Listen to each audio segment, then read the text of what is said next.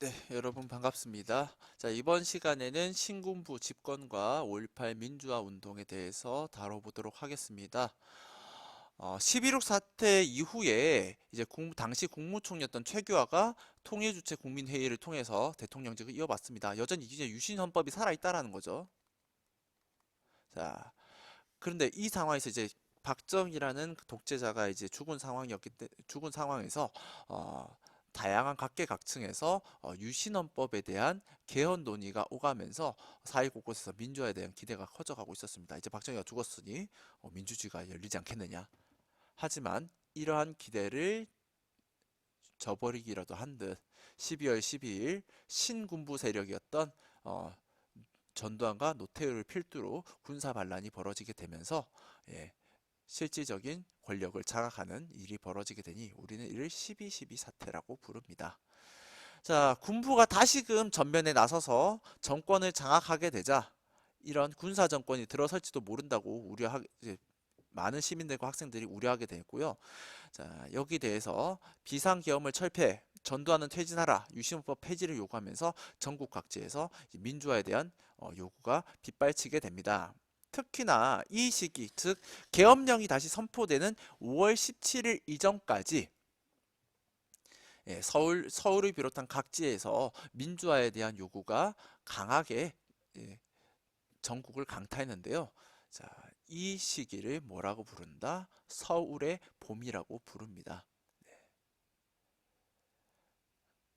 하지만 신군부 세력은요, 5월 17일 비상계엄을 전국으로 확대하고 모든 정치활동을 금지시키며 대학교에 휴교령을 내리면서 어,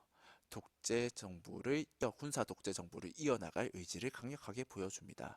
이 와중에 가장 치열하게 저항했고 그리고 이 신군부 세력의 타겟이 되었던 동네가 바로 광주가 되겠는데요.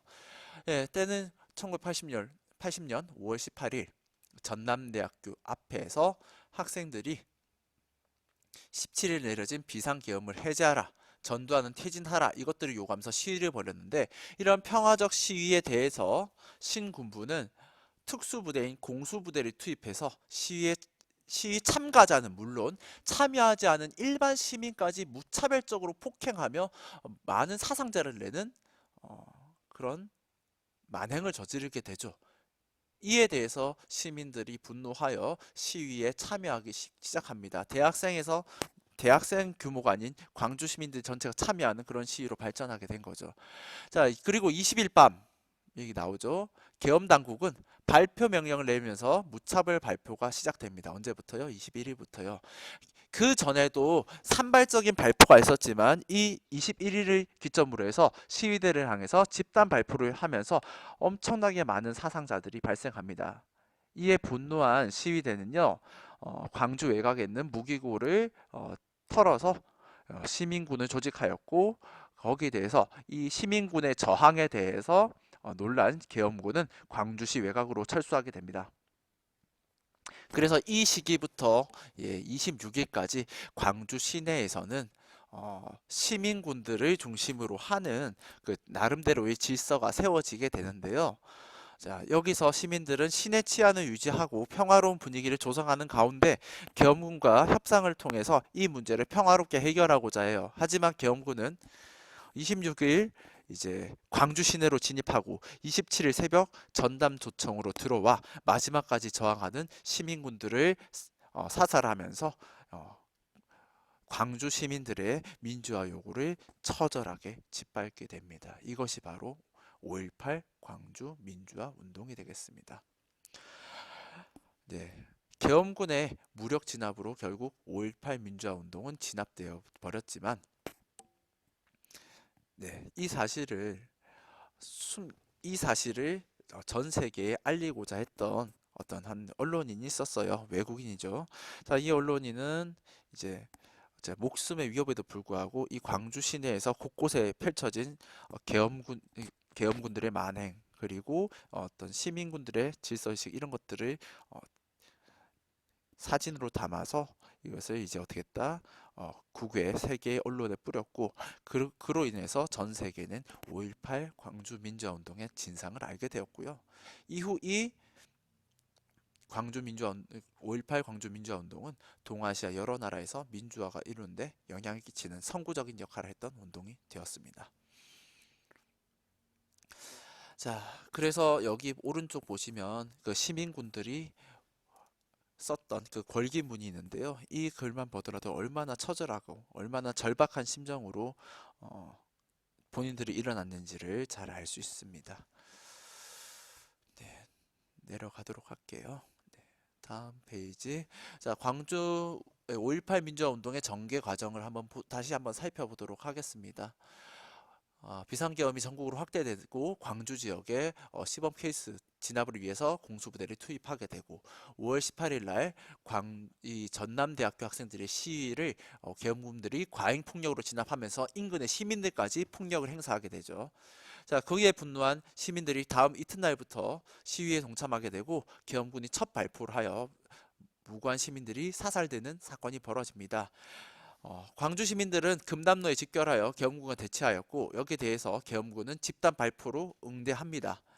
자, 그러자 이에 분노한 시민군들이 전남도청을 접수하였고 시민군의 저항에 당황했던 계엄군은 일시 철수를 하게 되고 여기서부터 22일, 26일까지 어떻게 됐다? 이 광주 시내의 시민들의 자치적인 통치가 이루어지게 됩니다.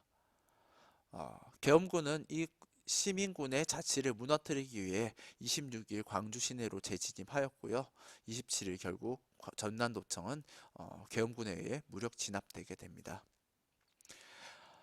언론에서는 신군부는 언론을 통해 이 광주 지역이 무법천지가 됐다라고 보도를 하며 이곳이 빨갱이 공산주의자들의 어떤 무법천지가 됐다라고 이제 왜곡 보도를 해요. 하지만 광주는 시민군들이 치안과 방위를 담당하는 경우인데 질서가 유지되고 있었습니다. 예. 그러니까 치안과 행정이 없는 상황에서도요. 광주 시내에서 은행에서 금고나 이런 것들이 약탈되는 일도 없었고요.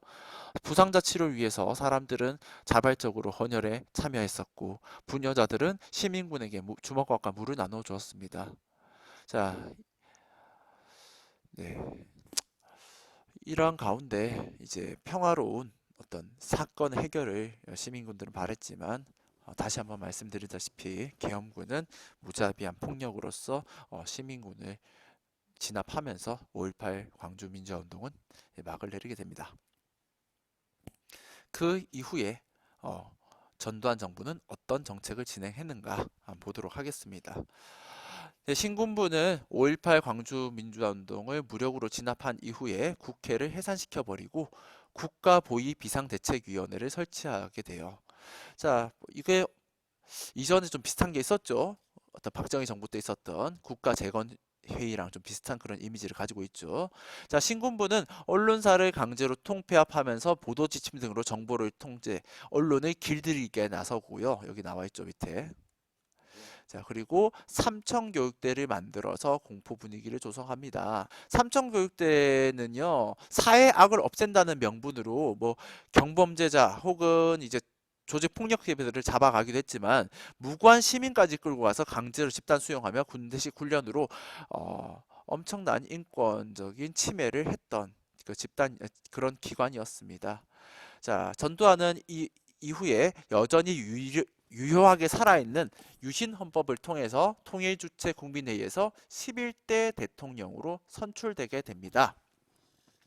하지만 이제 유신헌법으로서 자신의 통치를 이어가는 것은 좀 정치적으로 부담됐기 때문에 다시 헌법을 이제 개헌을 하게 되는데, 자, 여기서 이제 두 가지 요소가 있는 거죠. 대통령 임기를 7년 단임으로 하여 이제 내가 장기적으로 직접 대통령으로 평생 해먹진 않겠다라는 것을 보여주지만 위에 나와 있는 통일주체 국민회의랑 크게 본질적으로 다르지 않는 선거인단을 통한 간접선거로 대통령을 선출한 내용의 개헌을 단행하게 되고요. 이후에 전두환은 민주정의당 단일 후보로 출마해 12대 대통령에 당선됩니다. 그 민주화 요구를 짓밟는 것에 대한 어떤 소위 말하는 뭐라고 얘기해야 될까요? 그 민주화 요구를 짓밟은 대신 어떤 유화 정책을 통해서 좀 민중들의 인기 영합 혹은 어떤 이제 타협책이라고도 할 수 있는 이런 정책들을 보여주게 되는데요. 사회적인 어떤 제한들을 좀 약간 어느 정도 풀게 됩니다. 첫 번째로 야간 통행 금지 해제, 그리고 학생들의 두발과 교복 자율화, 자, 그리고 해외여행 자율화, 그리고 프로스포츠 도입 등을 통해서 유화 정책을 통해서 그런 민주화 요구를 짓밟은 데 대한 반발을 줄이고자 노력을 했죠. 자, 그러면서 이제 이산가족 상봉이나 예술단 교환 공연 등을 성사시키면서 어떤 자신들의 정권에 대한 불만을 줄여가고자 노력을 했습니다. 그럼에도 불구하고 여전히 이 군부 독재에 대해서 반독재 민주화 운동은 계속되었으며, 이에 대한 전두환 정부의 탄압도 지속적으로 이루어졌었습니다. 그에 대한 이제 일부 대학생들 같은 경우는 이러한 어, 독재 정권의 유지, 그리고 5.18 민주화 운동의 유혈 진압, 독재 정권 비호의 배후에는 이제 미국이 있다라고 주장을 하면서 광주, 부산, 대구, 서울 등에서 미국 문화원의 방화 사건, 점거 사건들이 벌어지기도 합니다. 네. 자, 여기 밑에 있는 땡전 뉴스라는 것을 좀 보도록 하겠습니다. 그 대중방송에서 이제 이런 메이저 방송사에서 이게 9시 이제 벨이 울려요. 띡띡띡 땡 하면서 바로 누구 얘기가 나온다? 전두환 대통령 얘기가 나오는 거예요. 땡 하면서 오늘 전두환 대통령 각각께서는, 그러다 보니까 땡 전두환 대통령, 그래서 땡전 뉴스라고 많이 불렀다고 합니다. 자, 다른 뉴스들의 중요성에도 불구하고 항상 대통령의 하루 일과가 먼저 방송되었다라는 거죠. 그리고 국가부처인 문화공보부에서 각 언론사에 기사 보도를 위한 지침을 작성해서 전달했는데, 그러니까 어떻게 하느냐? 철저하게 언론이 뭘 해라 하지 마라 이런 것들을 지침을 정해서 다 일일이 통제를 했다라는 거죠. 예, 이런 것들을 통해서 신군부는 언론을 길들였고, 이후에 언론은 독재 정권의 메이저 언론급들은 독재 정권의 나팔수로서 그 기능을 다하게 됩니다. 예, 여기까지 하겠고요. 다음 시간부터 본 수업에서 우리 다른 내용들을 또 다뤄보도록 하겠습니다. 여러분 대단히 수고하셨습니다.